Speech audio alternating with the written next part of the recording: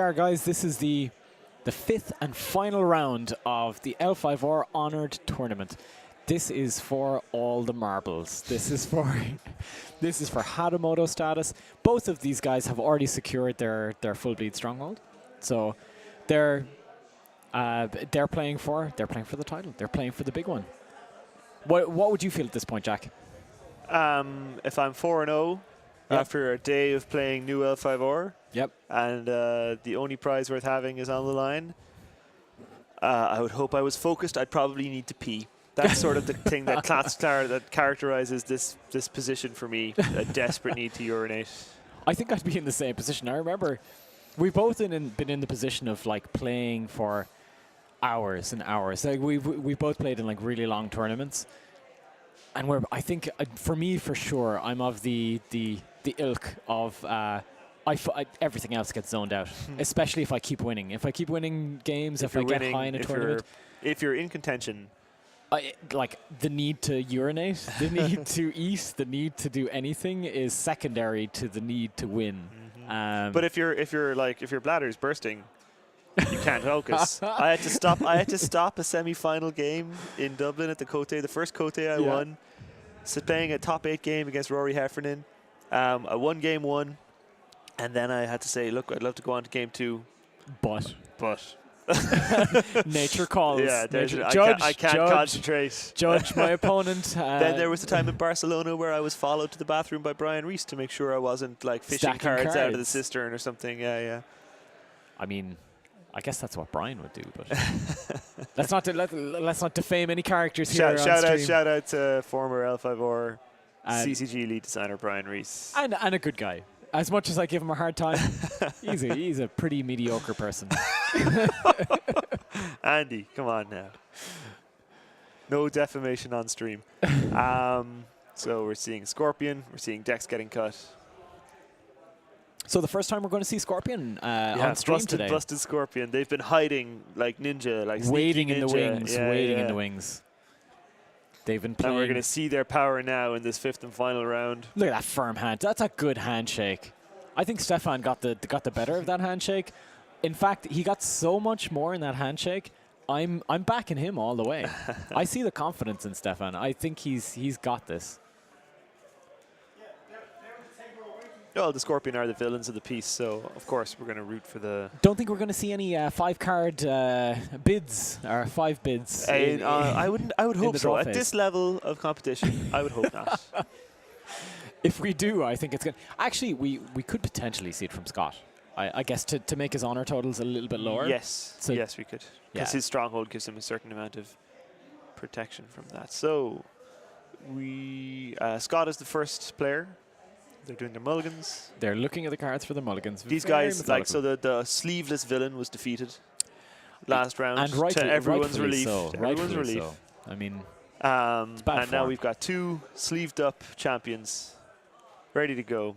I'm not big on the lack of coordination with the Scorpion player, though. I mean, he's got the red. I guess red and black. Yeah, red and black is pretty. That's pretty Scorpion colors. Solid, no, he's coordinated. You gotta respect that. And blue and white, blue and off. Actually, you know what? Blue and these dark guys. blue. You can look at these guys. They are just in their preparation. Oh no, there's no question as to why they're the guys on 4-0. It's legit. I mean, if you want to be at the top table, if you want to be 4-0 in a tournament, you've got to present yourself in the right way. I mean, you've got to represent. If you look like a champion, people will treat you like a champion. And what's people's feelings of champions? They're afraid of them. Yeah, intimidated by fear. Fear. Strike fear in the hearts of your opponents. Card players are a cowardly and suspicious lot. They are. At the very heart of things, we're all nerds. We're all introverted. No, maybe that's not true. It's called power clashing. I may be making gross assumptions about the entire player base of a massively diverse game. I'm very, very sorry. A massive diversity of nerds. Yeah. So it'll be interesting to see what people are splashing.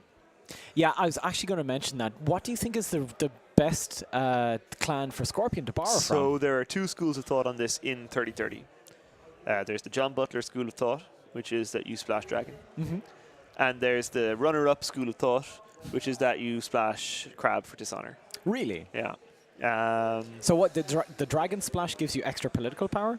Dragon Splash gives you 2 ancestral attachments. Yeah. The Kitsuki's method in the die show. It gives you Let Go, which is a free attachment removal. It gives you Miramoto's Fury, which is presence-less defense. Yeah. Just gives you, and it gives you the Tattooed Initiate, Tattooed Covert guy. Yeah. Who gives you Covert. Okay, so you're removing your opponent's ability to assign and claiming rings easier in an easier way. Exactly. And then the Crab Splash gives you Watch Commander, which is a Dishonor-focused follower. Gives you Levy, which is a Dishonor-focused action. Gives you Reprieve, which is just a generically powerful card. Crab Splash is also very good. One of them is utility focused. One of them is Dishonor focused. Okay. So the players are prepared to commence. You can see the Greyjoy shield dictating who is the active player, I assume. No, it's that. Oh little, no, sorry, it's the little mahjong tile. Right. That he's rocking with there. The Greyjoy shield is part of the playmat. Oh, sorry. Jesus. I so thought it was let's see. We've got a Keeper Initiate, or Seeker Initiate, Tomo Courtier, and some other unaligned guys. I see a lot of blue on Stefan's side of the table. That's a Cooney Witch Hunter and a Tomo, a Border Defender, and a Borderlands Fortification. A card we have not yet seen today. It's a signature card for the Crab and is very powerful. It's a Fortification that gives your province +2 strength, and which you can move around. Swap it from province to province depending on where it's needed. So probably not a lot of provinces going to be broken. Or at least a lot more difficult to break provinces early in the game. Yeah, and also of note for this matchup, for Stefan to take into account is the fact that the Cooney Witch Hunter that he's flipped is 0 glory. Yeah, so a very important thing. Like, glory is going to be a very important contributing factor in this game because Scorpion's ability to dishonor means that they're going to be able to control what you do in terms of fights if you have a lot of printed glory on your cards. Because they can just reduce you down to nothing. That's with no Scorpion characters in play. Scott's flip was entirely neutral. Everything on that side of the table is white. Do we know what element his roll card is for that initiative? But we'll just keep an eye out for him looking at the top 5 cards of his deck. If he goes for a weird ring, we'll know.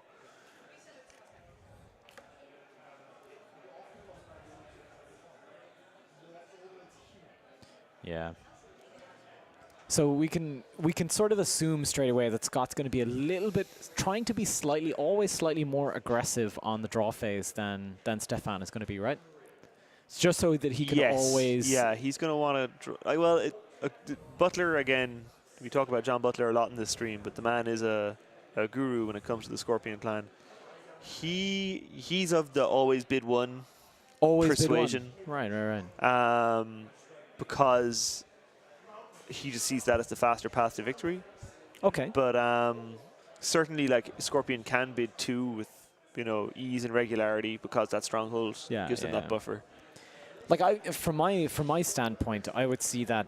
Okay, if I bid 2 always, I'm going to be getting, and assuming my opponent always bids 1 always bids 1. If I bid 2, I'm going to get parity in terms of honor, so I'm going to be dishonoring them at the same pace that I'm being dishonored, but I'm going to be getting twice as many cards as they're going to be getting. We see a 4 from the Scorpion player. I'm not surprised. First turn, I'm not surprised to see a 4, to be honest. That's going to be a 3-point exchange.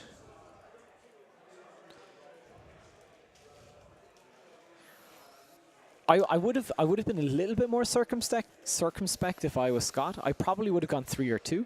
But I think I like the idea that in early game... Are you on 4-0? I'm not, so that's the reason why I assume Scott knows that he's doing way better than ever I do with Scorpion, because I've never been a Scorpion player. I've never actually played Dishonor in a tournament. So these names aren't familiar to me. I'm wondering if these two guys are bearing out our earlier thought regarding... the LCG player? The LCG player having a stronger... initial intuition for this game than the L5R veterans. I mean, we have to respect that. We have to respect the possibility that, the likelihood that a lot of other players would be far more accomplished. The evidence, let's put it that way. The evidence that yeah, players from outside or players from another game will be less biased and therefore more fluid in the new game's mechanics and the new game's way of play. So these guys must know what they're doing. I mean, they're competing for Hatamoto titles, so they're on the top tier of what they're doing and how they're going to play and how they're supposed to play this game. So, I mean, we can call it into question. I'm thinking that maybe it's a little bit. He's giving a little bit of extra leeway, but maybe the deck that he's playing, he wants to be drawing cards all the time. I know that Dishonor, historically speaking, wants to have a lot of conflict cards and wants to have a lot of options available to it. Remember that Dishonor doesn't mean the same thing it used to. You know, a Dishonor deck in this game is also, you know, to use the old terminology, a military deck. Yeah. It's also coming across the table to blow up all your stuff. Yeah. So he wants his conflict cards for both, I guess, but so yeah, I guess it would make sense that it's conflict hungry. Something being dragged out, delaying the beginning of the conflict phase here. Yeah, there's a little bit of back and forth between the players. There's something. Okay. And away we go. And away, yeah. So it looks like what's happened is Scott has actually passed his first conflict. Interesting. Which is something, remember we were talking before about how you don't have the resources to do everything you want? Yeah. It implies that he wants to. So he's flipping his province. It's a pilgrimage. Looks like a pilgrimage. We'll never know. The shine is just exactly in such a place that we can't quite see what shape the text is. Stefan, he's going to defend with all three. Everyone. And wow. So this is why he passed his first conflict. He had no intention of attacking. No intention of attacking. Yeah. So he's out to abuse. I think here he's going to like. Anytime I see a Dishonor player like commit so many resources to a defense, there is a reason why he wants to be here. Okay, and he wants he's changing his mind. Oh, okay. So just the Mia Mystic. Is it just a Mia? Yeah, it looks like just a Mia Mystic. So he was just maybe that's a false interpretation on our part. So that's to keep the province from to stop himself losing another point of honor, perhaps. So let's see. In Stefan's mind, which rings does he want to prioritize on every turn? I assume air and fire are two big ones. So he's gone for fire first in a military conflict. The question is what he's planning on using it for. So he's dropping a bonsai. So he's going to lose 2. Lose 1. Lose 1. Sorry, lose 1. Yeah, why would you lose 2? You can choose to lose 2, as we've learned. So is Scott. Okay. Yeah, a little bit less relevant for Scott because he's going to use his province or his stronghold. Oh, he's already used his stronghold. So he's 1 further up, and Stefan is 1 further down.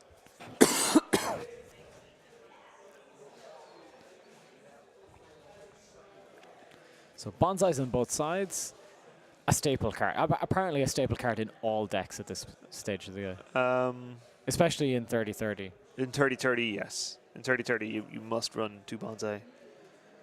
And here's the assassinate. Oh, ballsy. Oh, take out the Mia Mystic. So that presumably means there's a attachment. He's going to want to break this province. This signifies that this is an all-in play, I would say. Right now, he is breaking it. Yeah, very much an all-in play.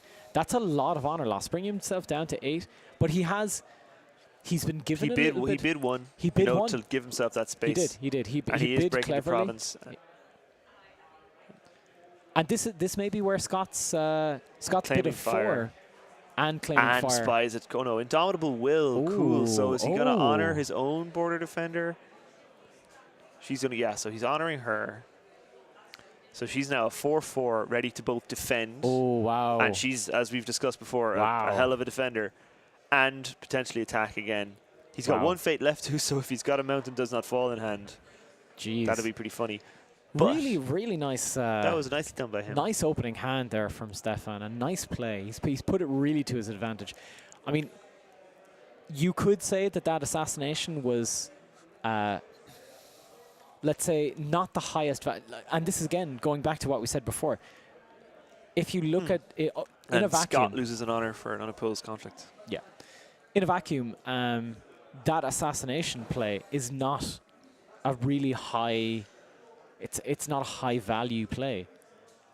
You're losing 3 honor against a Dishonor deck, taking out a very inconsequential personality or character from the board, but Stefan turned it to his advantage because now he's put so much on the board in his favor. So what he really doesn't want now, obviously, is to lose a void ring. Yeah. But he can defend very easily against what Scott is challenging whatever with he's here. going to challenge with. Yeah. Especially, he's got solid defensive options here. So Scott isn't bothering with void. He's trying earth. He's going for earth straight away. So he knows he's got card advantage in terms of what he has in hand, and he just wants to press that advantage a little bit further. That might be Ancestral Lands.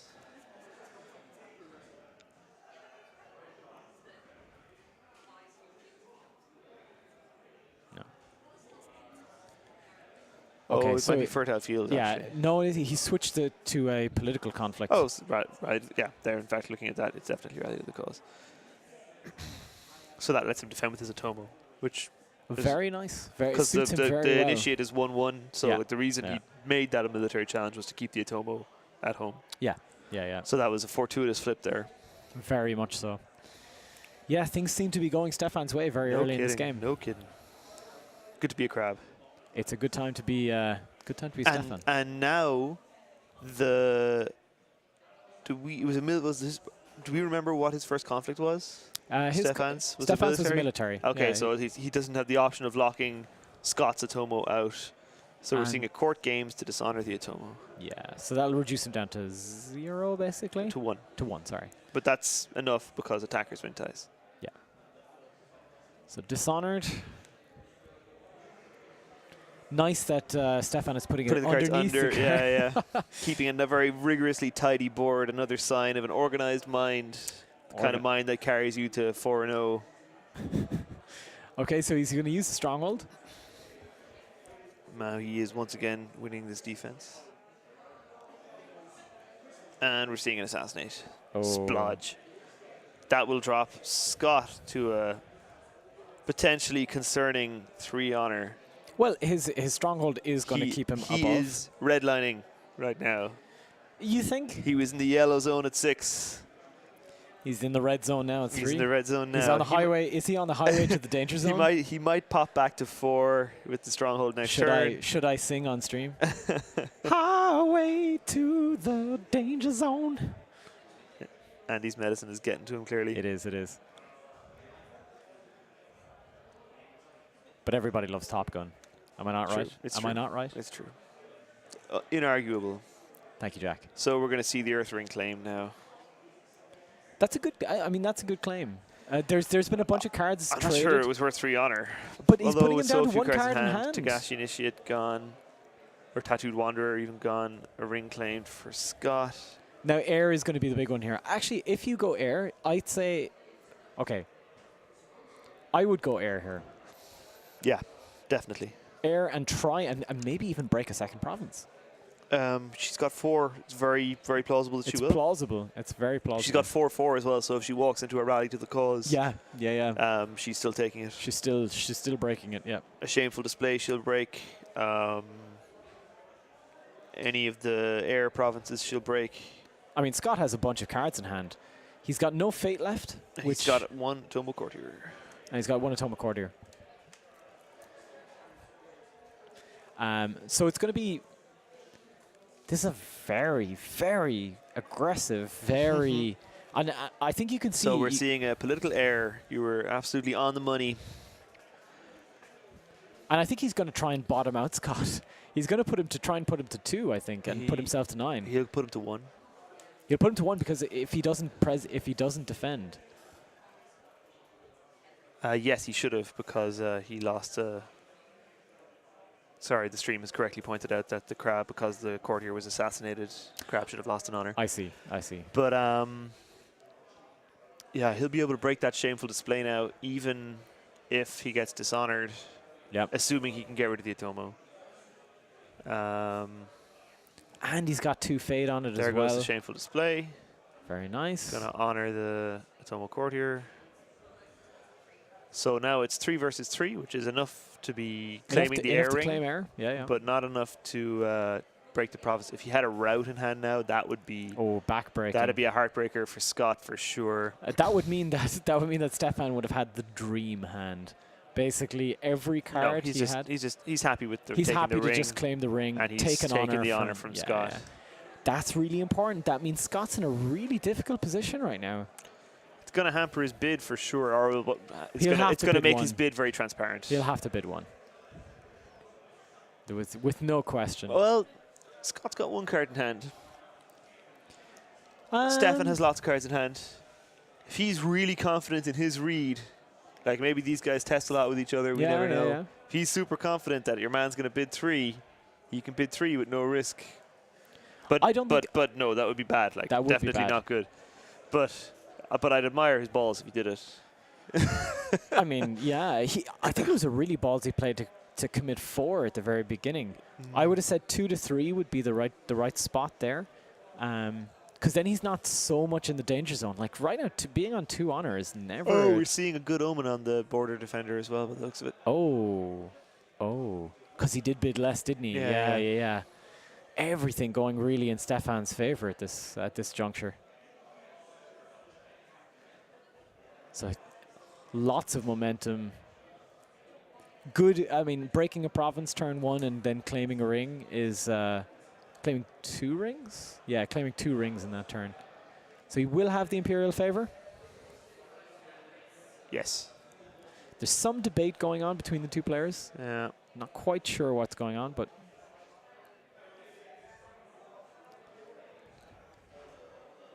Ooh, some very pointed pointing.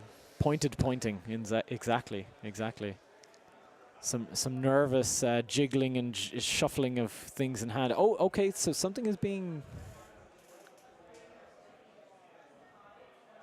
So cards are being shown. Okay, one fate was paid to play a card or to not play a card, and the fate went back, and now his hand's on the table. So I guess it's going to be sliding fluidly into the next turn. The DQs all around. The favor is passes taken over. For politics. And Stefan carrying 1 fate over into the next round, so he's going to have 8 fate to spend here. With some board presence.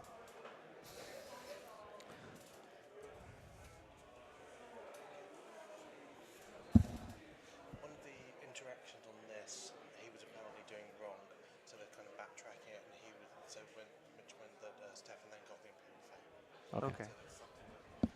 So some rules snafu led to the wrong player getting the favor has been resolved now. Little Scorpion, you got to keep your eye on them. Always. I mean, we both had Scorpion players in our local player pools, and you could not take your eye off them for a moment. Shadiest characters you ever knew. If you want to know who those people are, that would be David Russell and Ken Curran. Never take your eyes off them. Who? Who's Ken Curran? I have no idea. Kev Curran? Kev Curran. Oh, sorry, Kev. Yeah, good old Kev.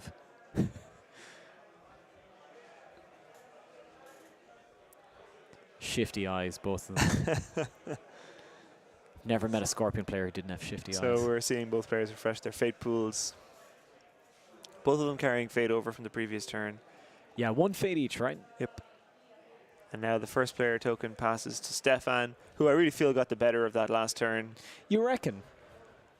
I mean, no province is broken for okay, not his MO really, not the thing he's looking to do, but you really think that he ended at turn plus?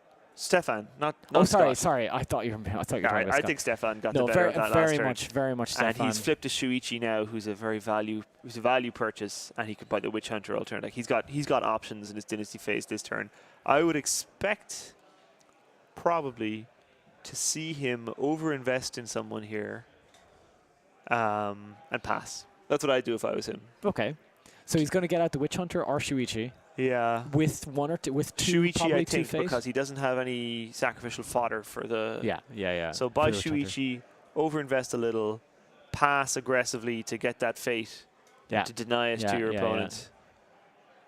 So I think that's probably what we're going to see here. Here comes Shuichi, and Shuichi is getting 1. 2. 1? 2? Was it 2? 1. Just 1. He's stacking his tokens in piles of 2, so it's actually very difficult to tell from a vertical vantage point. They're very considerate, the players, of the coverage that they're getting from the commentators. So they're doing everything in such an obvious way that we can see exactly, and very transparent way so we can see exactly what they're doing. Nice to finally know who has the favor for once. Yeah, it's true. It's true. Oh, well, he puts it right in front of him as if it were a character. Can they hear us? If you can hear me, wave. Give Jack the finger. Not on stream, Andy. We've already busted our... oh, yeah. We've busted our watershed rules and stuff. We're so bad. I'm so used to doing like a non-restricted, completely unpoliced, or disreputable stream.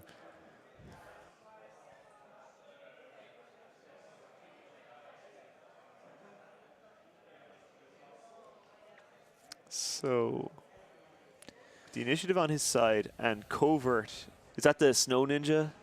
It looks like it. I'm pretty sure it is. Shisuro Miyako, 3 fate, 3/2 character with 1 glory. She's a ninja. After you play a character from your hand, the opponent must select one of the following: discard 1 card at random from their hand, or choose and dishonor a character they control. She's a hell of a card. Ouch. That's really... And like, for all that Stefan came out of that first turn like really, really high in tempo, he has very little in hand. That's true. He's 2 cards in hand. Have we seen the dials yet? No, so there's the stronghold. An early claim of the Earth Ring, plus... An early claim of Earth plus the Snow Ninja, and we're looking at Stefan having very few cards to play with. One of the options he has available to him this turn. Wow, Scott's got 5 fate left. Oh, he's buying more things. One of the options Stefan has available to him this turn is, so he's playing his covert Yojimbo before conflicts. Well, I mean, you're only going to get the covert to proc before upon assignment, right? Correct. But you can drop her after the first conflict and covert the guy they'd plan to defend your second one. Ah, I see. Yeah. But that's relevant because obviously we were talking about Kai Shuichi. If without that character to block that first conflict, Shuichi would be able to bypass Shisuro Miyako. Yeah. The Atomo courtier wouldn't be able to defend because it's a military conflict. Yeah. And that would leave only the Seeker Initiate, who's a 1/1 loser, to stop Shuichi. So that's almost guaranteeing a second attack. Broken province. Yeah. And especially, So first one's going to be a void declared onto the... oh God, what was it again? It was the one that switches military to... Rally to the cause. Rally to the cause, yeah. It won't do that again. It won't do that again. It's only when it's unveiled, right? So we must assume both players dialed 1 this turn, since we didn't see the dials. Nobody seemed to draw a bunch of cards.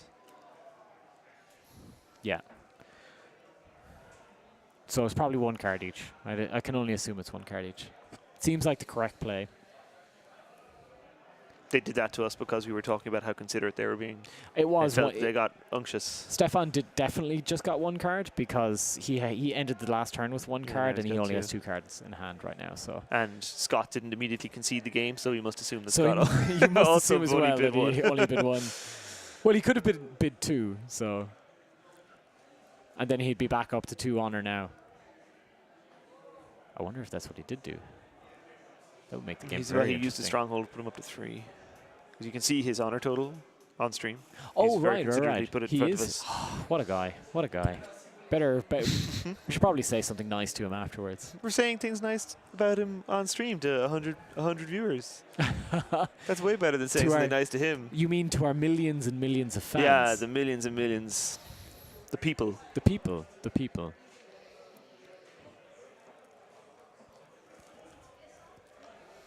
I mean, this is the people's stream after all. So we're seeing a defense from Stefan using Kai Shuichi, Enemy and Mystic.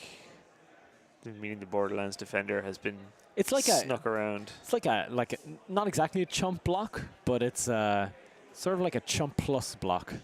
I would call it a Hoss block, to be honest. A Hoss. He's committing his biggest guy that he has available to stop that Ring of the Void.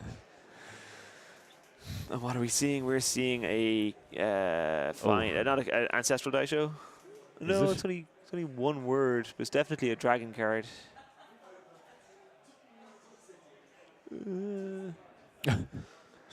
Let's take a look.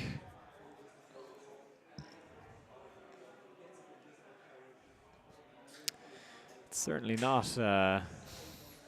Maybe it's not a dragon card.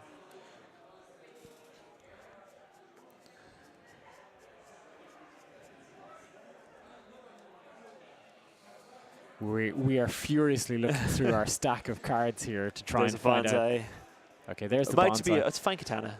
It's just a fine katana. Okay, yeah. So if that's a bonsai, it's probably a 1 honor loss? Yep. Well, risky business, but let's assume. We can only assume. But that's his second bonsai, so no more bonsais bonsais in the deck. And there goes the fine katana.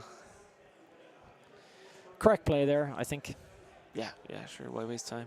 She's got fate on her too, so that's hanging around. Yeah, if you don't get rid of it.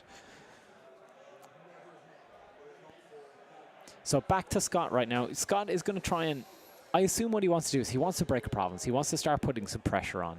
Well, what he really wants to do is thin down Stefan's board. Like a Ring of Void resolution here. There's 2 high-value targets. Yeah. He's really happy stripping Void from either of them. And it looks like he's just going to claim it. He's just going to claim Void and see what happens. And he's stripping Shuichi or the defender. Stefan seems to, he's assuming Shuichi is going to, okay, so it's going to be the defender. That might have been some clever mind gaming by him. Yeah. Oh, I guess you ruined my Shuichi. Oh, it's terrible. Here, my poor high-value target. Oh, I feel bad. Oh, no, you took it from the other guy. I never would have expected that. And now he's resolving his Seeker Initiate. Which is, from someone who's already in a position of extreme card dominance, to get that kind of choice is, I think I see an I Can Swim in there. Gross. So, I mean, even though Stefan had that amazing first turn, we're seeing now in the second turn that Scott is really turning this game around to something that he can really work with. There's definitely an ebb and flow to this game. I think it's like, I was talking to some of the players in between rounds, and they were saying that this is one of the first times that they've played L5R and felt that there was actually a counterplay element. There was actually a come from behind element to this game.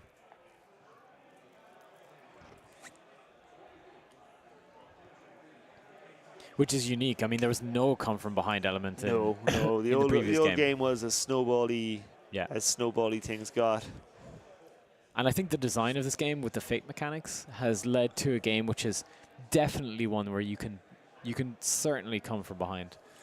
You can definitely make a comeback kind of a play.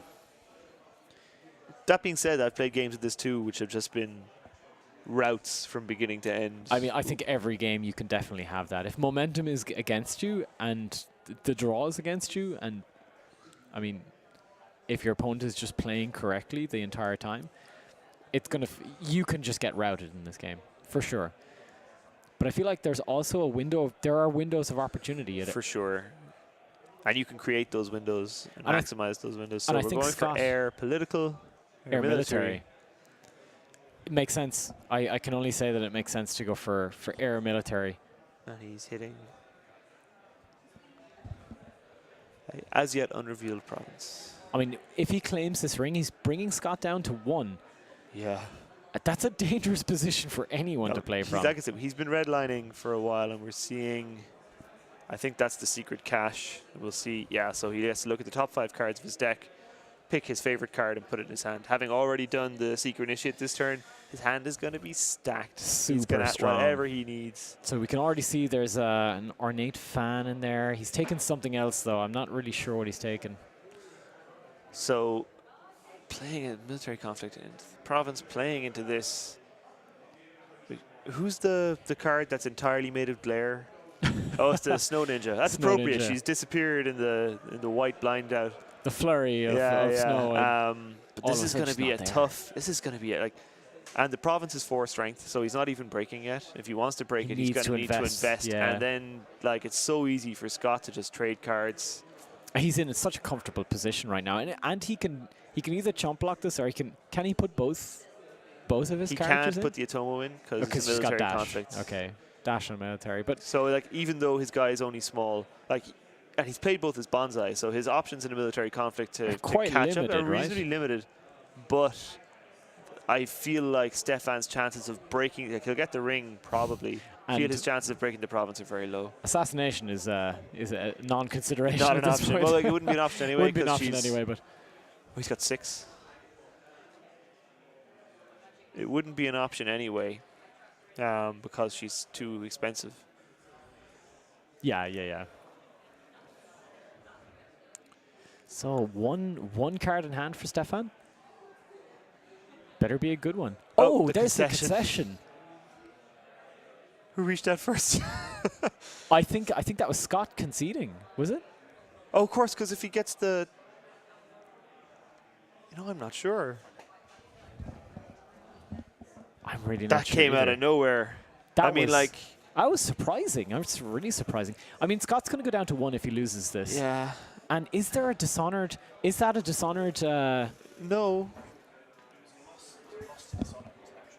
Scott lost to Dishonor. He must have been an unopposed conflict. I can't imagine why. I think we missed a point of dishonor, a point of honor. No, somewhere. he was definitely on 2. Yeah, he was on 2. He was on 2. He lost 1 for air, and... Pardon? Yes, perfect. So yeah, we're going to get Stefan or Scott in here in a second to clarify where that last point of dishonor came from. I'm sure Twitch chat is actually yelling at us like, "You idiots! It obviously came from." Obvious, it's so blah, obvious. Blah blah. You guys are both dolts. Yeah, he claims error unopposed, but why is the Seeker Initiate not defending? Oh, he routed him home. Okay, we missed a route. Oh, we missed the route. Okay, there you go. There you go. That's a pretty clear victory then. How do we miss the route? Because he still has 1 card in hand that he hasn't played. Oh, never mind. Whatever. There you go. You routed him home. It was an uncontested fight. At the end of claimed air, 0 honor. Yeah, so at the end of the fight, because it's uncontested at the end, he loses 1 honor. That brings him down to 1. Then air is claimed. He steals 1 honor from his opponent. Stefan steals an honor from Scott, which brings him to 0, which concludes the game. So, remember when this game started, you were saying, I don't think we're going to see anyone bidding 5 turn 1 this game. I don't think we should have seen any. We saw someone bid 4, and he still lost it. You know what? I said this. I would have said this. The right sort of play would have been 2 to 3 on turn 1 from Scott to give himself a little bit of card advantage, but also get himself low enough in honor so that he can. Are people ripping me on on Twitch is like the worst? No, he's fine.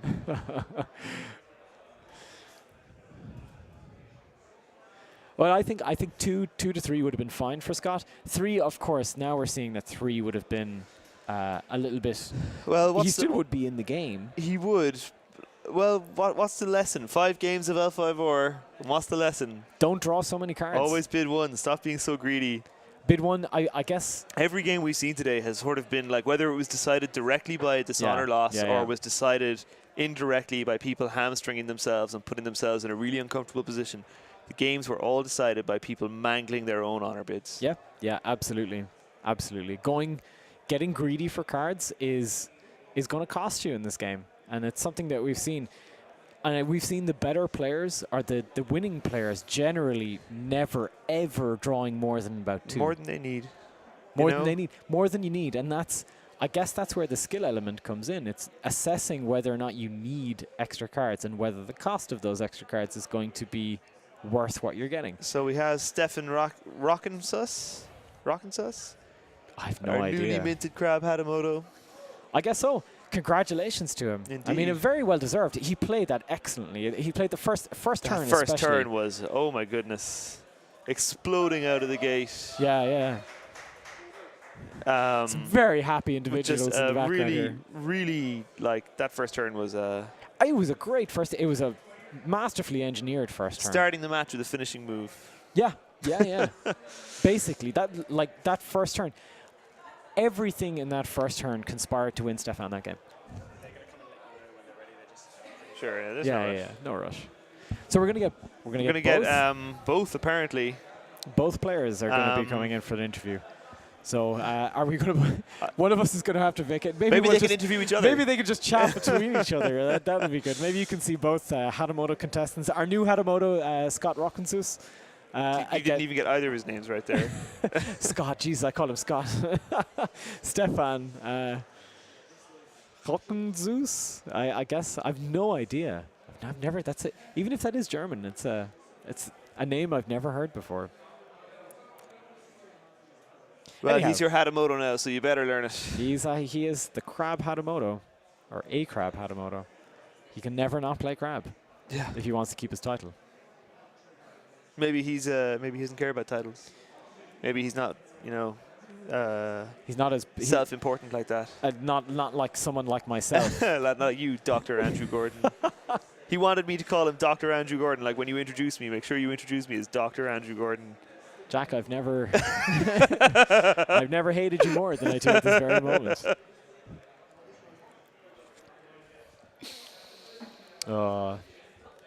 But anyhow, it's been great. I gotta say, it's been great having the viewers and the Twitch stream live and active all day long. You guys commenting in, saving us when we make mistakes. Yeah. Saving our behinds whenever we're getting the honor totals incorrect or some play we don't understand or couldn't see. So it's been great having you guys along. It's been really fun. I gotta say, it's been really fun doing the commentary. I love to hear myself talk, and having my own voice streamed into my ears is just it's bliss. Do you feel like you learned anything? Like, so we've been making jokes about obviously hashtag always bid one, hashtag always bid one. But do you feel like you learned anything about new L5R? I learned a ton about the game. I've seen the good players and the best players, currently the best players in the world playing. I would say that I've learned an awful lot about how this game is. How circumspect you need to be in order to win at this game. Like, not hamstringing yourself in terms of your honor total, being a little bit more aware of all of the outs and all of the lines of play and all of the things your opponent can do. It's not just about imposing a single strategy and a single line of play on your opponent. You do have to be sensitive to what your opponent can do and what the other lines of play are going to be. Yeah, it's funny because you need a plan for your turn, right? And you need like in Dynasty, you need to be figuring out so much of what you're going to do, who you're going to attack with, who you're going to defend with, what rings you're going to contest, how many challenges you're going to try and hold, whether you're attacking or defending, what you're going to bid for honor, all these things. So in that sense, you need to start your turn with a plan. And you need to be thinking about next turns too. Yeah. How much fate am I going to save for next turn? Which guys? Who's going to still be on my board? Who can I count on? Who could potentially go away? What provinces could I hit? All of these considerations to take into account. You need a plan for all of that. You also need to be a little bit flexible. Yep. That if you try and force your plan too heavily, if you commit too seriously to your plan, you can wind up putting yourself in a bad place. Very much so. So you need to be able to adapt. You need to be able to pivot and find, when things go wrong. Yeah, absolutely. And I think for me, like one of the things I'm really, really concerned about in terms of how I will play this game or how this game will be played in general is you're not just investing. In the old game, you were investing in when you bought a personality or when you bought a character, you would be investing in a certain amount of time. So their lifetime was until you did a certain thing wrong. Until you got it wrong, yeah. Until you got them killed. What you're doing now is you're investing in the lifetime of a character for a number of turns, and you have to plan that character's lifetime for that number of turns. Like what value you want to get out of them on turn 1 of their existence, on turn 2, on turn X of their existence. How much? Not just that, but like what's the most they can achieve? Yeah. And with Ring of the Void, a constant threat, what will you do if they don't survive? Like if you're buying someone for 2 turns and you wind up only getting them for 1, what are you going to do when you can't count on them being there anymore? Exactly. The overconfidence of thinking that you're going to have a resource available and then that getting stripped away from you. That's what you say about having that flexibility in changing the plans and having the knowledge of what you're going to do when those plans change. This is such a great game for figuring out all the outs. It's just a hard game. It's a good game. It's a hard game. And if you want to play this game, you should play this game because it'll test you and challenge you and make you a better gamer. I don't think I've ever come across another game that posed as great a challenge. I mean, I'm a big proponent of challenging things and challenging problems and trying to see all the outs in a game. I'm not Robert Hochstein. I'm a big proponent of trying to see all the outs, and actually trying to break down the game and break the game. It's part of. That's what Andy does for a living. It's what I do professionally. I am a breaker of games professionally. It's like being a breaker of chains, but with games. But not interesting in any way. With more spreadsheets. Not exciting. Yeah, it involves a lot of spreadsheets. But when I'm trying to break a game, I look at this game. I look at the new version, the LCG version of L5R, and I see a game which is computationally a super hard problem. There are so many branches, and there's so many different things that you can do and so many ways to spend the resources and things you can do. It's just such a difficult game to think about even. Yeah, so if you're going to play new L5R, and you should because it's a challenging, interesting puzzle, be prepared to work hard. Be prepared to put the time in because it's not a game that is going to... It's a game that will abuse you in a good way, I think. But I also think, like, if you do want to come into the game, if you're new to the game and you're thinking, oh, you're on the fence about coming into this game, I would say that there is a community around you. Like everyone we've talked about today, we've known most of the guys that have played in the feature matches today. Even if the guys we haven't, though. You know that these guys are going to be awesome guys. We're going to have these two guys on the stream. Or one of them, or at least maybe none of them, maybe they're not interested. We should probably check that out, actually. Yeah, we're going to have some of them on the stream. Let's not make promises we can't keep. We're going to have X amount of them on the stream, where X is to be determined in the near future. But we're going to have them. I'm sure they're going to be awesome guys. And that's the thing about the L5R community. It's always been chock full of these really, really super nice guys who've always been helpful and accommodating and want players to play and want them to succeed.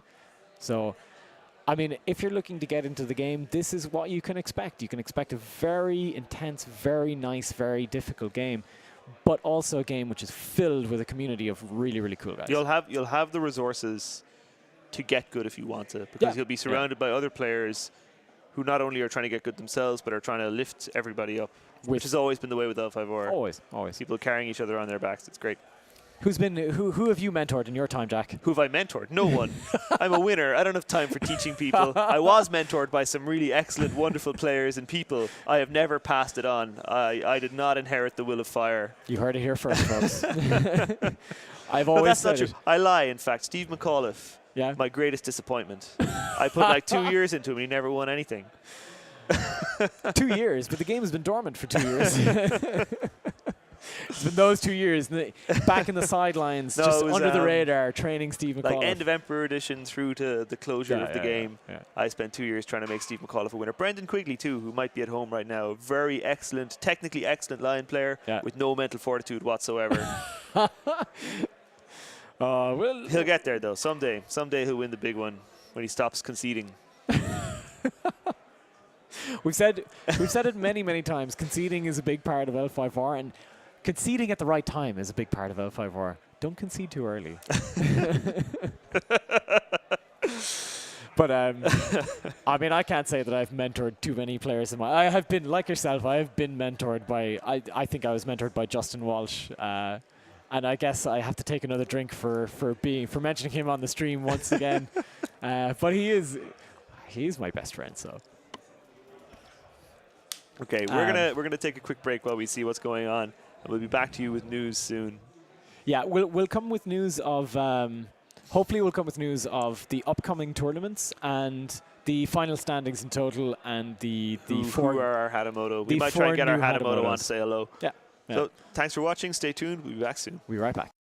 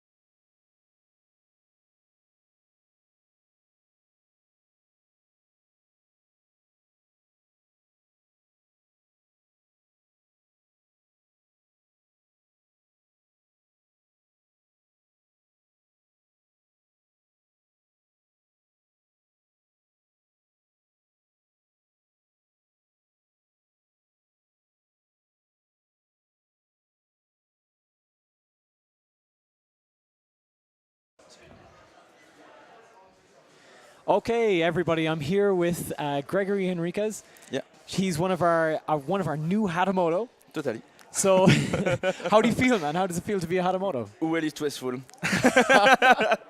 Because the last game was really stressful too, and how to say it? The stress didn't leave already. I'm in the game. You're still. Yeah, it's still in the game.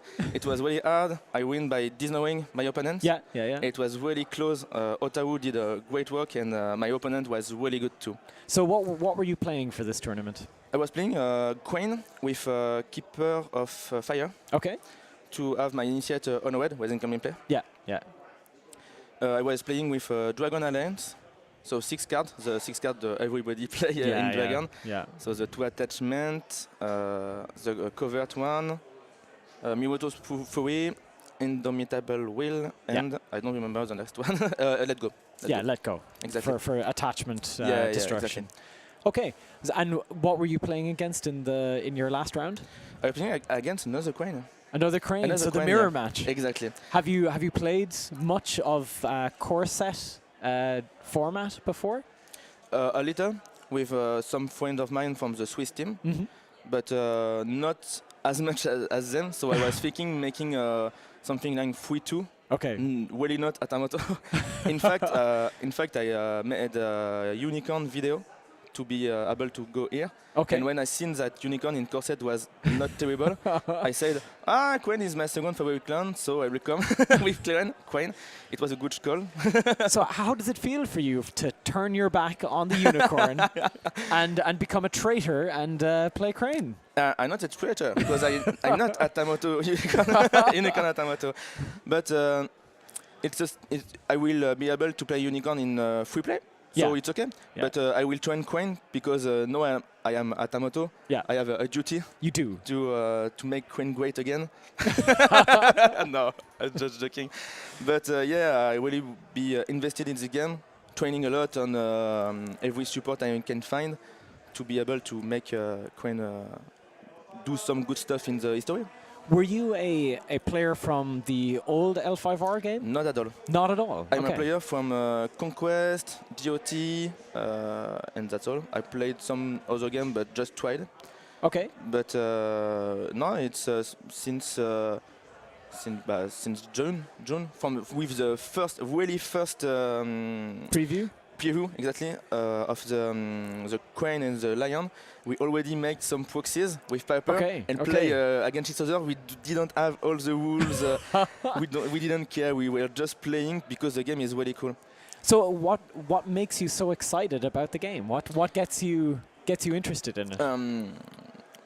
For me, this game is the best game FFG created for now, because it's a game with a lot of interaction. Okay. For example, GOT was really good in the first version, but the number of cards killed it little by little. Yeah. And Conquest was cool too, but there was too much snowball with the how to say it? The command. Yeah. The command of the card, you gain command, you have more cards, you have more money, so you play more, etc. And this game don't have any snowball. Yeah. And that's what made me really fan about it. Cool. Because even if you made a bad start, that happens to me a lot of time today, you are still able to carry on and win at the end of the game. What do you think is the most important strategy or the important part of playing the new L5R? It depends. With one core set for the future launch event, I think the most important thing is it's thinking about the point. The game barely go after the round 3 or 4. Yeah. So you have to think about, I need to break province, I need to keep my province safe. Okay. And be close to the opponent in the honor, for the honor, to be able to make more points at the time, simply. So it's about winning at the tiebreaker. Exactly. Okay. I have luck. I never all my wins were not tiebreakers. Okay, cool. But the tiebreaker make player do a difficult decision. Yeah. And that decision made me win the game even without tiebreaker. Cool. So how do you feel about the 3-core sets or a full constructed tournament, what do you think is going to be the if you have to, let's say, play Crane in a tournament in a world championship setting? How would you like to do it? Or how do you think Crane are one of the winning clans? I think with 3-core set, the game is really equilibrated. Balanced. Balanced. Balanced. It's very balanced, and I think all the clan can gain the games. Crane will be a strong one because their stronghold is really strong. In fact, even more in this format, but even with 3-core set, it will be strong. And with, for example, a Scorpion Alliance, you have so much event that are really, really strong. You can take attachments. You can kill opponent characters if you build more and you dishonor a little. You have Forged Edict, one of the powerfulest card in the game. You have six cancel events. When you're playing Queen with a Scorpion Alliance. And it's very strong because the game is a game of art direction. If you cancel the plan of your opponent, you can win the conflict. Okay. And how do you feel about the tournament here? Do you think it was a... Oh, it was a really, really great event. Cool. Well, really, I don't know if it's Asmodee or FFG I need to thank, but I thank them a lot because it was a really, really good tournament. There were a lot of people that came without playing the game. They never play the game, they come in the tournament. For the first one, better player will learn them the rules. And after they make their own victory. I know people that came here just to be in the party, to see what the game is, to visit London. And finally they make 2 or 3 victories. They are well happy. Cool. So it's a really good tournament.